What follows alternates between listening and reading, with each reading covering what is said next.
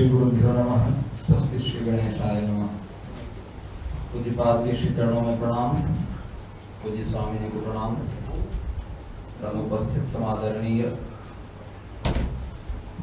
विद्वत वृंद, संत वृंद, भक्त वृंद, भक्तिमती मातृशक्ति।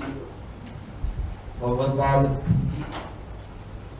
सदैव व्यासपीठ और राजपीठ के सैद्धांतिक सामंजस्य की बात हम सबों को बताते रहते हैं। आज का दिन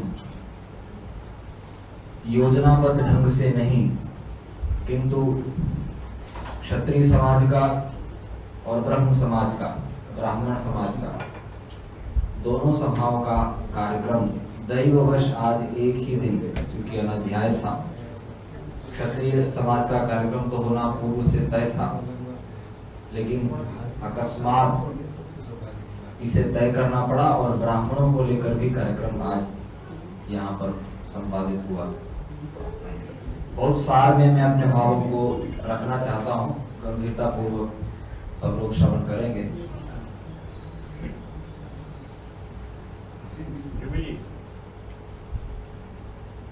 बहुत सरल भाषा में अगर मैं कहूँ तो क्षत्रियों का जो धर्म है, समझने की दृष्टि से मैं कह रहा हूं, क्षत्रियों का जो धर्म है वो शूर के समान। हम देखेंगे कि महत्वपूर्ण जो पुष्प हैं उसकी सुरक्षा के लिए वहां पर शूल के रूप में कांटे भी समुपस्थित होते हैं। भगवतपाद ने हम लोगों को प्रातः सत्र में बहुत कुछ बताया है, ज्यादा कुछ कहने की आवश्यकता नहीं रह गई है, लेकिन मैं संकेत में कुछ बिंदुओं को रख रहा हूँ। महाभारत इत्यादि आर्ष प्रणीत इतिहास को, हमारे वैदिक वाङ्मय को देखेंगे हम लोग, तो क्षत्रियों का प्रमुख जो धर्म है वो ब्राह्मण की रक्षा करना है। समाज की रक्षा करना, राष्ट्र को क्षतिग्रस्त होने से बचाना क्षत्रिय का धर्म है, इसी से उसको क्षत्रिय कहा जाता है। किंतु विशेषकर ब्राह्मण की रक्षा करना क्षत्रिय का धर्म है, और क्षत्रिय की रक्षा करना यह ब्राह्मण का भी धर्म है। वन से व्याघ्र की रक्षा होती है और व्याघ्र से वन की रक्षा होती है। ब्राह्मण समाज का मस्तक है। मस्तक जब तक सुरक्षित है तब तक शरीर की कल्पना है। अगर मस्तिष्क ठीक होगा, ज्ञानेंद्रिय के जितने संस्थान हैं वे सब इतने भाग में विद्यमान हैं। देखना है, सुनना है, सूंघना है, चखना है, और तो भी वो तो आपाद मस्तक है। ज्ञान को ग्रहण करने के जितने संस्थान हैं वो गर्दन के ऊपर इधर मस्तिष्क में पूरा विद्यमान है। ब्राह्मण समाज का मस्तक है, मस्तक से ही पहचान है। जब तक ब्राह्मण सुरक्षित है तब तक क्षत्रिय सुरक्षित रहेगा। और क्या करना है, यदि देख ही नहीं सकेगा, यद्यपि हमारे यहाँ ऐसे ऐसे योद्धा हुए हैं जो मस्तक कटने के बाद भी जिन्होंने युद्ध किया है, वो विशेष दैवी कृपा है, लेकिन सामान्यतः हम लोग इस बात को समझें, जब तक हम युद्ध भूमि में खड़े हैं, सम्रांगण में अगर दृष्टिहीन कोई क्षत्रिय चला जाएगा तो वो क्या करेगा? अब देख भी रहा है, मस्तिष्क अगर व्यवस्थित नहीं है तो वो क्या करेगा? इसलिए ब्राह्मण समाज का मस्तक है, मस्तक सुरक्षित रहेगा। ब्राह्मण अगर दिशाहीन ना हो तो क्षत्रिय को दिशाहीन होने से बचा लेगा। आज भारत में क्षत्रिय बच सकते हैं, इसकी आशा अगर कहीं है तो कौन है? ब्राह्मणों का, ब्रह्म का मंत्र का प्रतिनिधित्व करने वाले गोवर्धन मठ पूरी पीठ के शंकराचार्य धरती में विद्यमान है। इसीलिए तो यह हम लोग कल्पना कर रहे हैं। नहीं होते तो ब्राह्मण के सुरक्षित रहने से क्षात्र धर्म सुरक्षित रहेगा। क्षत्रियों के सुरक्षित रहने से वैश्य, शूद्र, अंत्यज इत्यादि जो भी हैं वे सब अपने अपने धर्म का पालन करेंगे। युग की जहां तक बात है, महाभारत इत्यादि आर्ष इतिहास में लिखा है कि ब्राह्मण जब चारों चरणों में धर्म का जो स्वरूप प्रतिपादित किया है, चारों चरण में ब्राह्मण के हृदय में, जब ब्राह्मण के जीवन में जब धर्म चारों चरण में प्रतिष्ठित होता है तब सतयुग होता है। एक पाद की न्यूनता आ जाती तो त्रेता युग आ जाता है, और एक पाद की न्यूनता आ जाती तो द्वापर युग आ जाता है, और जब एक ही पाद में धर्म बचा रहता है ब्राह्मण के अंदर तो कलयुग आ जाता है। ब्राह्मण यदि समझ जाए तो युग परिवर्तन हो जाता। तो जो गुरुदेव बार बार कहते हैं केवल कलयुग को ले लें तो 4,32,000 वर्ष की कलयुग की आयु है। यदि कलयुग में धर्म का ह्रास ही होना हो, अगर वो ग्राफ जो है वो कंटिन्यू नीचे ही जाने वाला है, तब तो अभी जिस ढंग से धर्म का ह्रास हो रहा है इसी गति से अगर होता रहा तो लगता है कि 10-20 वर्ष में तो जो आखिरी लक्षण लिखा है वही आ जाएगा। तो कलयुग का मतलब ये नहीं कि ग्राफ हमेशा गिरने वाला है। जब जब बहुत ज्यादा पतन होता है तब तक स्तंभित हो करने के लिए कोई महापुरुष आते हैं, ग्राफ को उठाने के लिए कोई महापुरुष आते हैं। तो गिरेगा ही नीचे, ऐसी बात नहीं है। यही सोच के बहुत लोग प्रमत्त रहते हैं, भाई तो होना ही है, कलयुग है, युग धर्म है। तो ऐसा नहीं, हम लोग अगर प्रयास करें तो इसमें उत्थान अवश्य आएगा। कुछ गुरुदेव हमेशा हम लोगों को बताते रहे हैं, उसको मैं फिर दोहराऊंगा नहीं। भगवान शंकराचार्य को, सुधर्मा को ले लें, चाहे शिवाजी, समर्थ रामदास जी को ले लें, पूरी परंपरा है पृथु तक। एक विशेष बात और इस संदर्भ में मैं कहकर अपनी वाणी को विराम दूंगा। जगत गुरु जी के चरणों में बार बार निवेदित करता हूं इस विषय को मैं। आधुनिक राजनीति और राम राज्य बहुत छोटी सी पुस्तिका है, धर्म सम्राट हमारे परम गुरुदेव की, बहुत छोटी पुस्तिका है। उसमें उन्होंने भूमिका में ही बड़ी सुंदर बात लिखी। ये मत समझना कि हिंदू शासक हो जाएगा तो धर्मराज की प्रतिष्ठा हो जाएगी। ये भी सोचना भ्रम ही है कि कोई क्षत्रिय परंपरा प्राप्त बना हुआ नहीं, वंश परंपरा प्राप्त कोई क्षत्रिय उसके हाथ में शासन तंत्र चला जाएगा तो भी धर्मराज्य की प्रतिष्ठा हो जाएगी। ये भी मत समझना। वेद इत्यादि को स्मरण करो। कथनचित शस्त्र और शास्त्र दोनों में निपुण हो ऐसा ब्राह्मण ही अगर कहीं शासन में बैठ जाए तो भी हिरण्यकशिप और रावण को स्मरण रखना आवश्यक है। तो हिंदू शासक हो जाए, क्षत्रिय या ब्राह्मण शासक हो जाए तो सब काम बन जाएगा, ऐसी बात नहीं। वैदिक सनातन सिद्धांत में जब तक निष्ठा रखने वाला, जीवन को उसमें चलाने वाला पूर्ण सनातनी शासक जब तक नहीं होगा तब तक धर्मराज्य की प्रतिष्ठा नहीं होगी। और पूर्ण सनातनी शासक का लक्षण क्या है? शास्त्र शब्द से शास्त्र और शासक, शासन, ये सब शब्द बनते हैं व्याकरण की दृष्टि से। हित का उपदेश करने वाला और शासन करने वाला उसको शास्त्र कहते हैं। बहुत सूक्ष्म दृष्टि से देखेंगे तो शास्त्र और शासन दोनों का एक ही अर्थ है। सतयुग में आरंभ में राजा नहीं थे, फिर प्रजा अपने आप स्वधर्म का पालन, ब्राह्मण, क्षत्रिय, वैश्य सब लोग अपने अपने धर्म का पालन करते थे। वैदिक सनातन शास्त्रों के अनुसार अपने अपने धर्म का पालन सब लोग करते थे। उसमें जब परंपरा से कुछ शिथिलता आ जाती है तब फिर उस शास्त्र के आधार पर ही क्षत्रियों को शासन ब्राह्मणों के द्वारा दिया जाता है।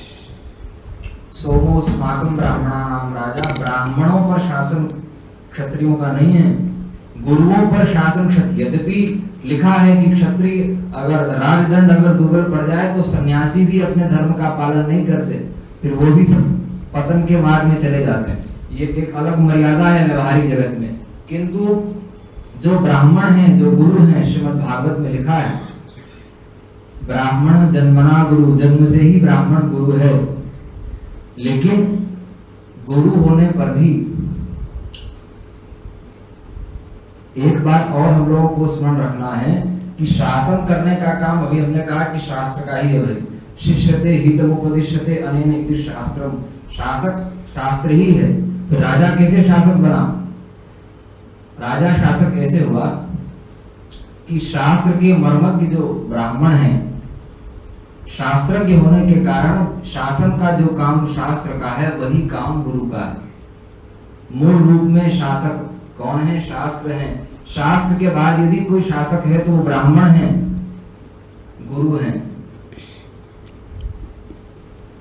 गुरुरात्म बताम शास्ता राजा शास्ता दुरात्मनाम, ये वचन प्राप्त होता है। जो आत्म तत्व की ओर बढ़ने वाले, मानव जीवन हमको क्यों मिला है? उस तत्व को प्राप्त करने के लिए मिला है। तत्व जिज्ञासा के लिए ही परम पुरुषार्थ जो भगवान है मोक्ष, उसको प्राप्त करने के लिए मिला। उसके मार्ग में चलने वाली जो सनातनी प्रजा है, उन सबके मूल रूप से शासक कौन है? गुरुरात्म बताम शास्त्र।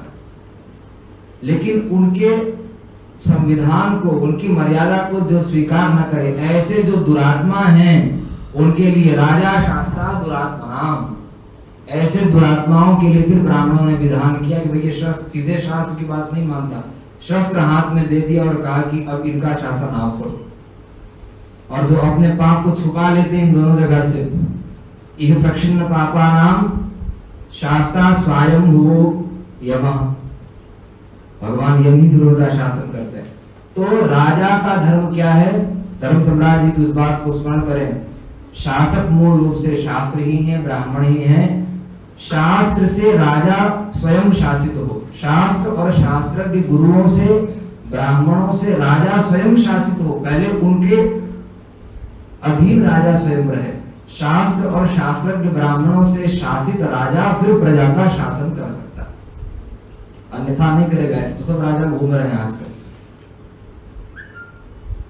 तो दोनों का सैद्धांतिक सामंजस्य आप देखेंगे, जब जब इतिहास को उठाकर देखिए, जब जब उत्थान हुआ, जब जब पतन हुआ, तो व्यासपीठ के सैद्धांतिक सामंजस्य से उत्थान हुआ और व्यासपीठ और राजपीठ के असैद्धांतिक सामंजस्य से पतन हुआ। उदाहरण देने में संकोच नहीं है। जैनों के, बौद्धों के इतिहास को उठाकर पढ़िए, उन्होंने क्या किया? असिद्धांत को सिद्धांत बना करके प्रतिपादित किया, और उनके चक्कर में जो राजा महाराजा पड़ गए। राजस्थान का इतिहास भी ध्यान देने लायक है। युद्ध हुआ, उस समय में जैनी राजाओं ने परंपरा प्राप्त क्षत्रियों का साथ नहीं दिया। पूरे तिब्बत की यही हालत है। आज वहां पर कम्युनिस्टों की आधा से ज्यादा, चीन तो तिब्बत ही था। पुराना नक्शा उठाकर आप देखेंगे तो वहां क्या था? जितने बौद्ध राजा थे, जितने क्षत्रिय थे, वो सब बौद्ध हो गए, और सनातनी राजाओं का किसी ने साथ नहीं दिया। शस्त्र का अभ्यास करना छोड़कर यम नियम आसन पूर्ण अहिंसा की प्रतिष्ठा में लग गए, पतन हो गया। तो व्यासपीठ और राजपीठ के असैद्धांतिक तालमेल ने पतन कर दिया। और भगवान शंकराचार्य को स्मरण करिए, जो उदाहरण गुरुदेव ने दिया है सतयुग से लेकर आज तक का, उसमें व्यासपीठ और राजपीठ के सैद्धांतिक सामंजस्य ने फिर से धर्मराज्य की प्रतिष्ठा कर दी। और वर्तमान समय में क्या होगा? तो ये अंतिम बात है कि मैं पूरा कर रहा हूं। अब चल रहा है लोकमत का जमाना, तथा कथित लोकतंत्र है। तो मत ऐसे समय में, भाई सतयुग में अगर लोकमत वाली बात होती तो लोकमत तो था ही। हमारे यहाँ तो पूज्य गुरुदेव बताते हैं श्रीमद रामचरितमानस के अनुसार, जिसमें राजमत है, लोकमत है, साधु मत है, सबके मत को देख करके फिर राजा निर्णय लेते थे। समाज के हर वर्ग के व्यक्ति को, महाभारत में कहा ना, 4 ब्राह्मण हो, 8 क्षत्रिय हो, 21 वैश्य हो, 3 शूद्र हो और 1 सांस्कृतिक मंत्री सूत, 37 लोगों का कैबिनेट होना चाहिए राजा के पास। समाज के हर वर्ग के मस्तिष्क को वहां पर लिया गया। वास्तव में पूज्य गुरुदेव तो कहते हैं, स्वर्णाक्षरों में लिखने लायक है, खूब प्रचार करने लायक ये बात है कि राजतंत्र ही लोकतंत्र है।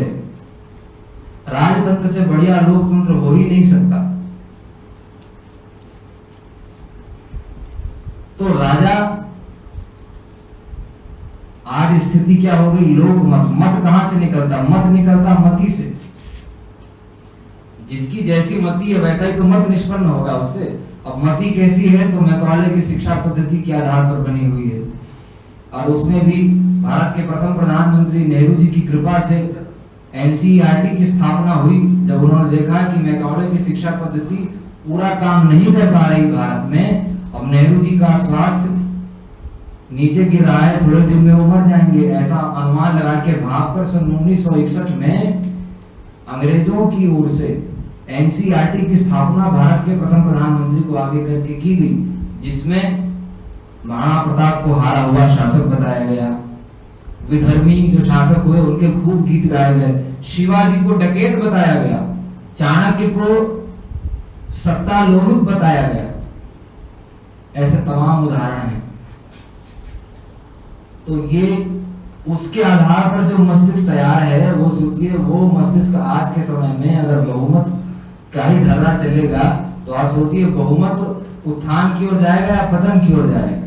और पतन की ओर सबके मस्तिष्क चले गए, वहां से जो मत निकलेगा कैसे व्यक्ति चुन करके आएंगे।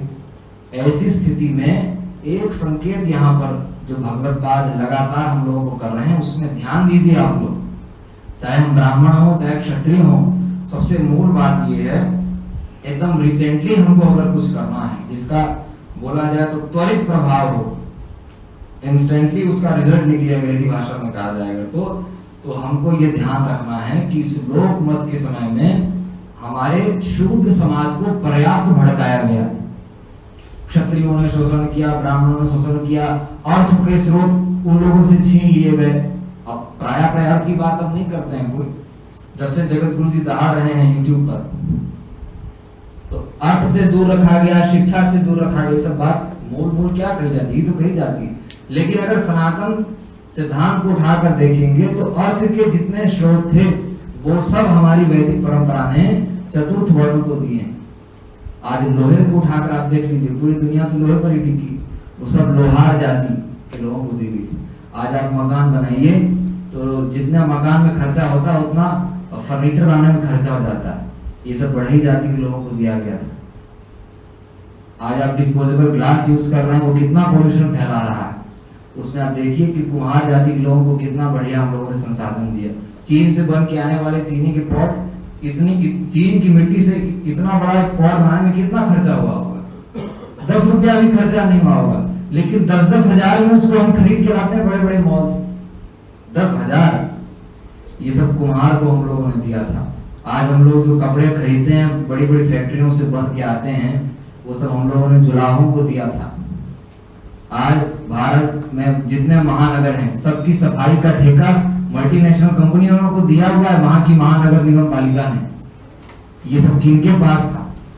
अड्डा कंपनी, ये सब की चप्पलें थाईलैंड से बन के आती पानी जहाज में। मोचियों को भड़का दिया गया, और एक बहुत बड़ा ब्रांड है मोची भारत में। उसके शोरूम में आप अंदर जाएंगे तो 4,000-5,000 से नीचे की स्लीपर भी नहीं मिलेगी आपको। हर क्षेत्र अपने आप में स्वावलंबी था। उस गांव में मोची भी है, उसमें नाई भी है। अब देखिए ना कितने बड़े बड़े लोग जेंट्स पार्लर और ब्यूटी पार्लर खोल रहे हैं। उनकी आमदनी का कोई हिसाब किताब है। चेहरा चमकाने के लिए लोग कितना भी रुपया खर्चा करने को तैयार है। तो आप सोचिए, सारे अर्थ के स्रोत हमने चतुर्थ वर्ण को दिए थे और अब उनका मुंह बंद है। शिक्षा से वंचित रखा गया, ये बात जो कह रहे हैं इस पर भी क्रांति करिए। पूरा मत पर निर्भर है।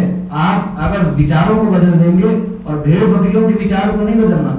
जिस समाज को विरोधी बनाया गया उस समाज के 5-7 व्यक्ति अगर हमको मिल जाएं, गुरुदेव बार बार कहते हैं, धर्म सम्राट जी का ये वचन है, अगर हमारा सबसे बड़ा कोई समर्थक ढूंढना है तो शत्रु के खेमे में ढूंढिए। हमारा कोई शत्रु नहीं है, लेकिन हमें जो अपना शत्रु मान रहे हैं उसी को यहाँ मान लीजिए। शत्रु के खेमे में अपना सबसे बड़ा मित्र मिलेगा, समर्थक मिलेगा।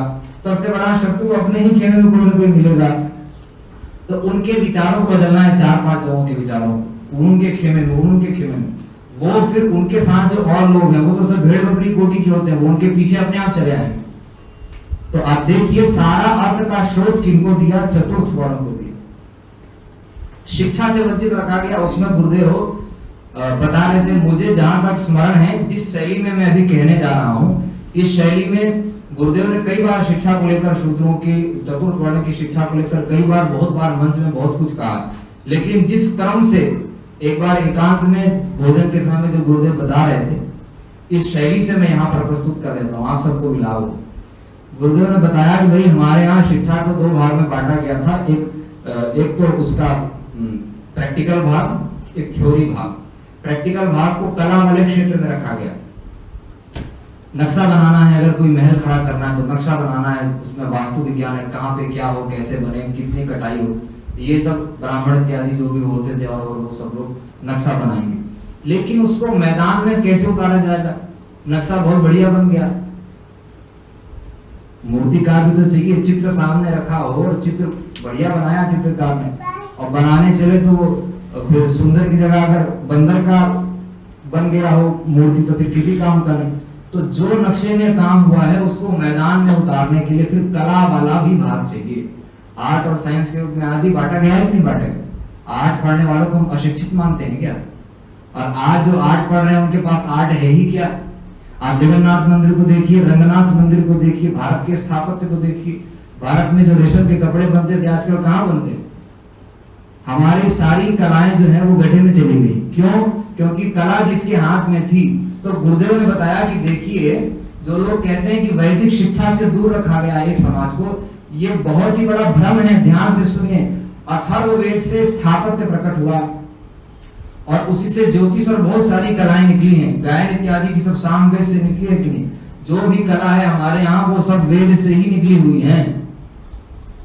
ज्योतिष शास्त्र, द्वादश मासा संवत्सरा, इस श्रुति से पूरा ज्योतिष शास्त्र गर्भ जी ने निकाल लिया, वो सब वैदिक है।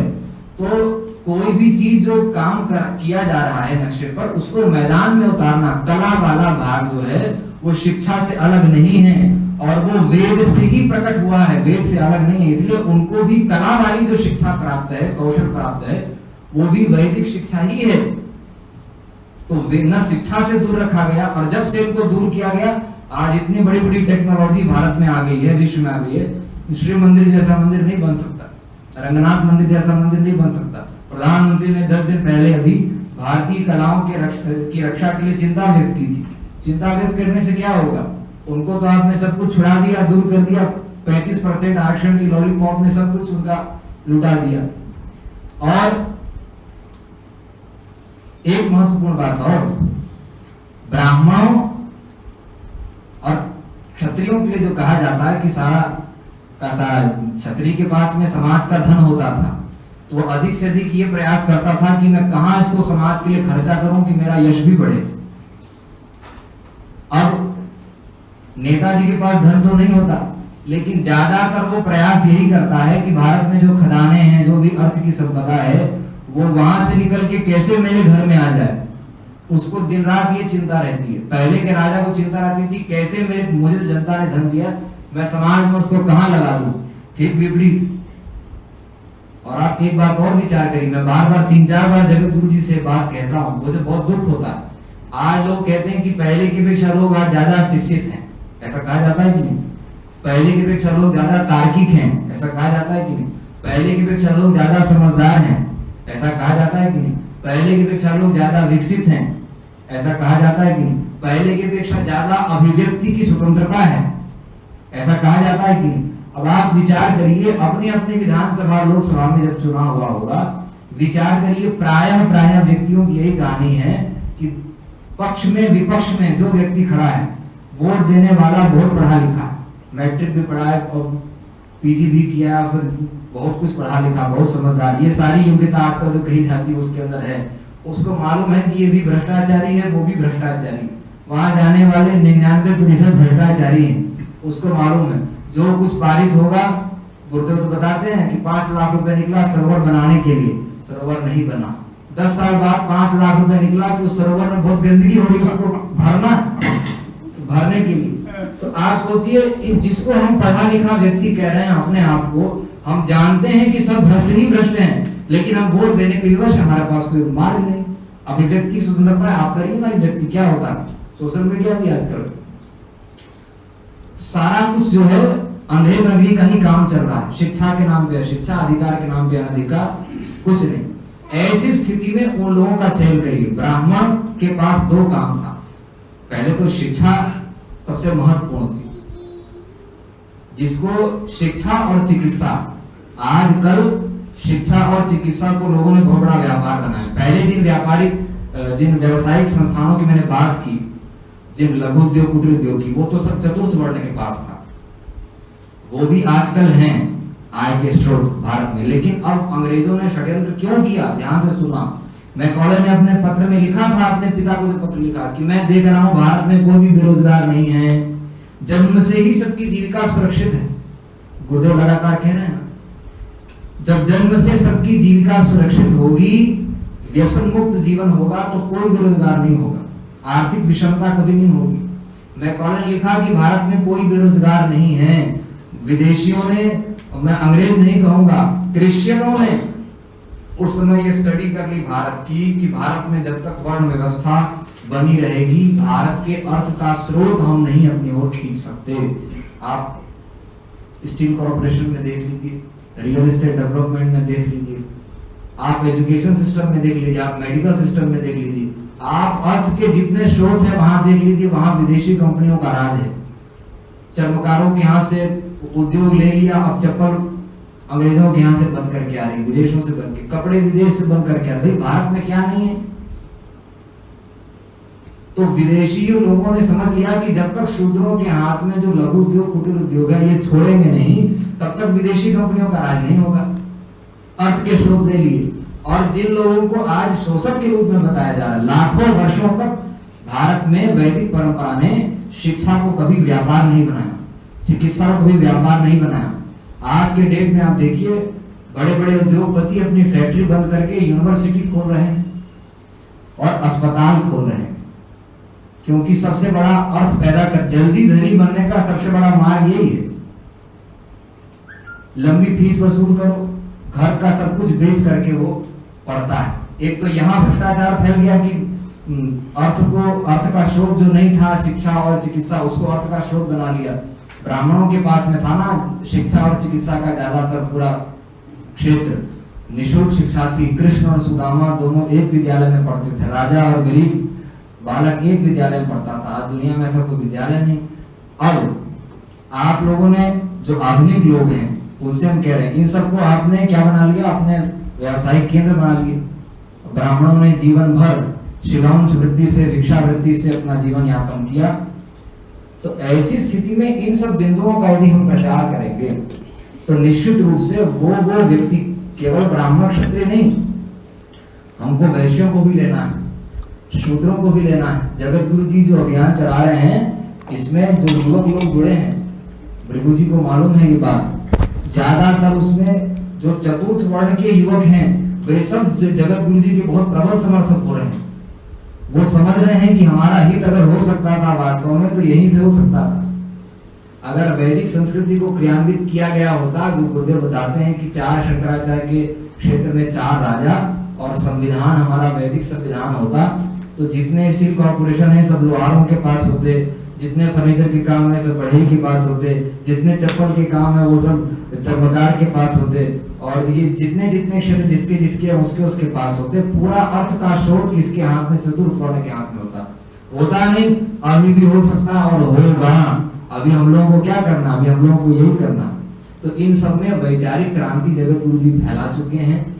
हर वर्ग का जो शुद्ध मस्तिष्क है, विचारक मस्तिष्क है, वो सब जगत गुरु जी के साथ में आएगा नहीं, आ रहा है नहीं, वो सब जगत गुरु जी के साथ में आ चुका है बहुत कुछ अंशों में।